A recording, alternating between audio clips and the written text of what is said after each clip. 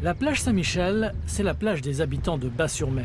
Située au pied du centre-bourg, elle est reconnaissable parmi tant d'autres grâce à ses petites cabines jaunes qui fleurissent au beau jour. Mais avant l'essor du tourisme, l'endroit était connu pour être un port de pêche. Les chalutiers venaient y débarquer la sardine, jadis très abondante sur cette côte sauvage.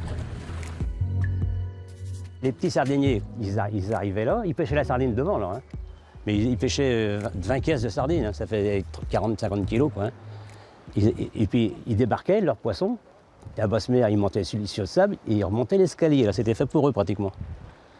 Et après de là, ils allaient à l'usine qui est en haut de la butte. Là.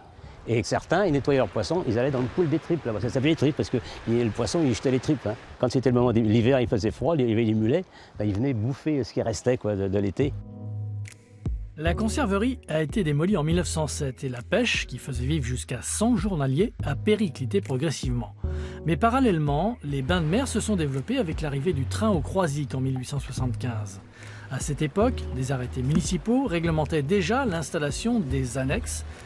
Aujourd'hui, ces cabines jaunes font partie du paysage, elles sont démontables l'hiver à cause des tempêtes et font le bonheur de leurs propriétaires.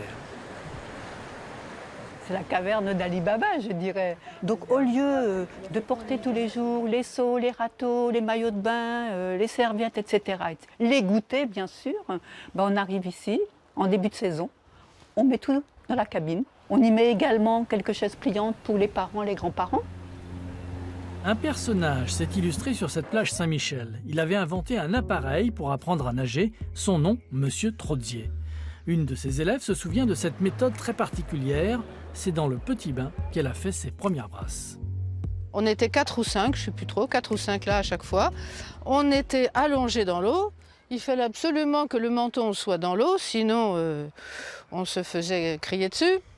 Donc une fois le menton dans l'eau, il fallait faire en même temps que lui tous les gestes, alors à savoir T, grenouille, Y, I. Autre fait marquant de ce lieu grand ouvert sur l'ouest, les tempêtes. Ici, quand les éléments se déchaînent, ils sont puissants. Le 6 septembre 1995, des vagues énormes ont réussi à couper en deux la digue, laissant derrière elle une brèche de 50 mètres. Et des tempêtes, il y en a eu bien d'autres, comme en mars 2014. Un trou de 2,50 m s'est formé sous le boulevard de la Mer.